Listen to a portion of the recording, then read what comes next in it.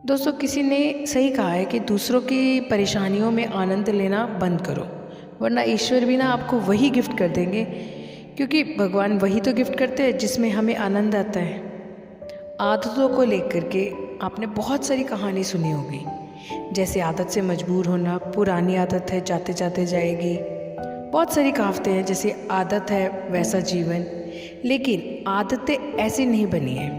दरअसल हम जिंदगी के नाम पर आदतों को ही जीते हैं। बहुत सारी आदतों को एक जगह इकट्ठी कर ले तो जो बनती है वो है हमारी ज़िंदगी।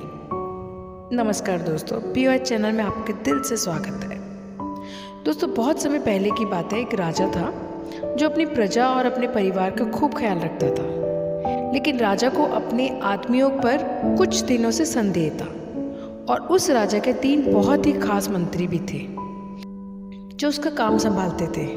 लेकिन कुछ दिनों से राजा को उन तीनों मंत्रियों में से एक मंत्री पर, एक ऐसा मंत्री था जिसके ऊपर उनको शक था कि वो राजा के पैसों की गड़बड़ी कर रहा था, और वो मंत्री अपने काम को भी ठीक से नहीं कर रहा था।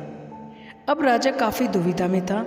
राजा को ये समझ नहीं आ रहा था कि उन तीनों मंत्रियों में से कौन सा मंत्री बेईमान है और कौन सा मंत्री ईमानदार है।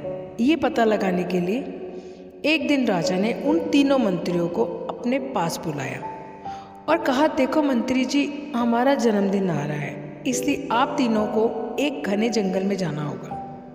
आप तीनों को एक एक बैग दे दिया जाएगा। उन तीनों को एक एक बैग दे दिया और उनसे कहा कि तुम तीनों को अलग अलग घने जंगल में छोड़ दिया जाएगा। उस जंगल में तुम लोगों को फल के पेड़ को ढूंढना है और अच्छे अच्छे और ताज़ा ताज़ा फल से इस ठेले को भूरा भरना है। तुम लोगों के पास सिर्फ आज शाम तक का समय है। राजा के कहे अनुसार वो तीनों मंत्री को जंगल में छोड़ दिया। उसके बाद तीनों मंत्री जंगल में आ गए। उसके बाद पहला मंत्री बहुत ईमानदार और मेहनती था। उसने राजा के लिए बहुत सारे अलग अलग अच्छे अच्छे ताज़ा ताज़ा फल जो थे अपने ठेले में भर लिए, अच्छे अच्छे ढूंढ के। ये सब करने के लिए उसे बहुत मेहनत करनी पड़ी। उसने अपना काम पूरा कर लिया। वो बहुत थक चुका था और उसने अपना काम बड़ी ईमानदारी से भी किया था। अब दूसरा मंत्री जो था बहुत ही चालाक था।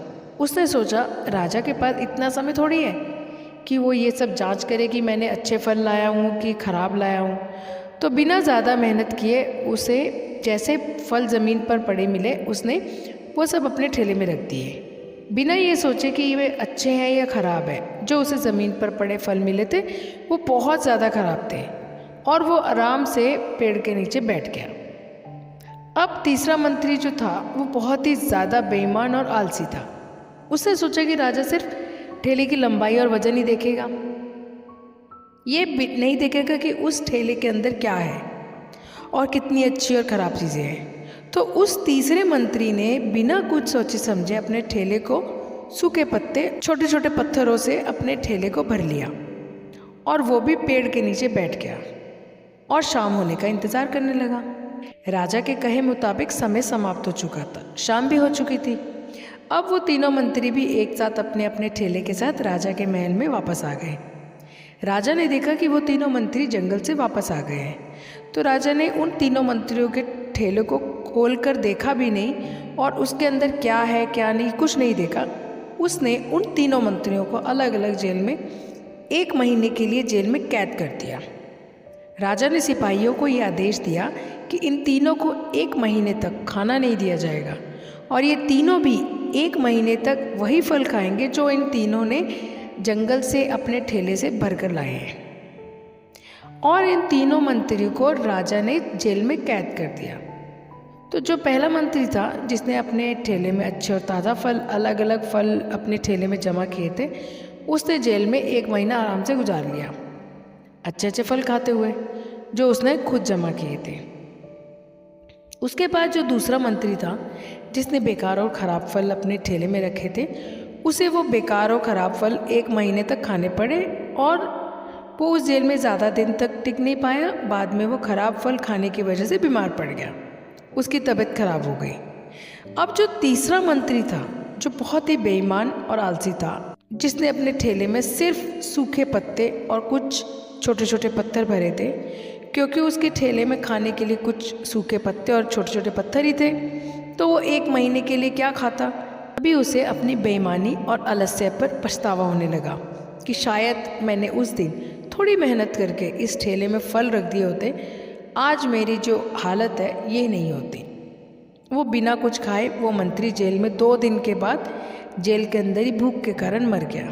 तो दोस्तों, इस कहानी से हमें ये सीख मिलती है कि हम जो आलस और बेईमानी करते हैं, बेईमानी मतलब अपने ही काम में अपना कुछ नहीं करना, अपना मन नहीं लगाना, खाली बैठे रहना, तो उससे आज तो हमें कोई फ़र्क नहीं पड़ता। आज तो हम अपने काम में आलस करके आराम कर लेते हैं, लेकिन कल भविष्य में कुछ दिन के बाद हमें उस पर पछतावा होता है।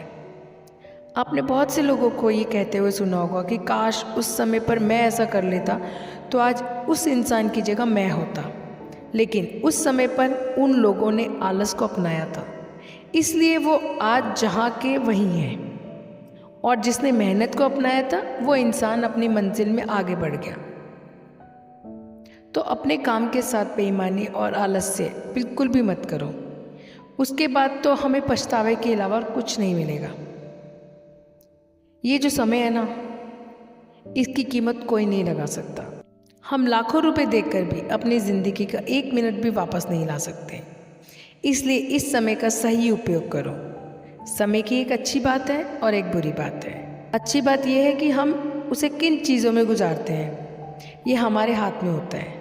और बुरी बात यह है कि समय गुजर जाता है और सभी के पास 24 घंटे होते हैं, गरीब के पास भी और अमीर के पास भी। बस ये हमारे हाथ में है कि हम उस समय को क्या नया कर सकते हैं। तो अपने एक एक पल का हिसाब रखो कि हम उन्हें किन चीज़ों में गुजार रहे हैं। अगर आप इस कहानी को और भी लोगों तक पहुंचाना चाहते हैं तो इस वीडियो को लाइक और शेयर ज़रूर करें। दोस्तों, आपने आज के इस वीडियो में क्या सीखा वो मुझे अपने कमेंट में बता सकते हैं। इसी के साथ में मैं उम्मीद करती हूँ कि आपको आज की वीडियो पसंद आई होगी। तो इस वीडियो को उस इंसान को शेयर करें जिसे इसकी ज़रूरत है, और उसी के ठीक बाद चैनल को सब्सक्राइब करें। तो चलिए फिर मिलते हैं ऐसी ही और नई वीडियो के साथ, नए मैसेज के साथ। तब तक के लिए अपना ख्याल रखिए। पूरी वीडियो देखने के लिए दिल से धन्यवाद। और मैं हमेशा कहती हूँ, अपने माता पिता को प्रेम, सम्मान और समय ज़रूर दिया करें। माता पिता जैसे इस पृथ्वी पर कुछ नहीं है। नमो बुद्धाय।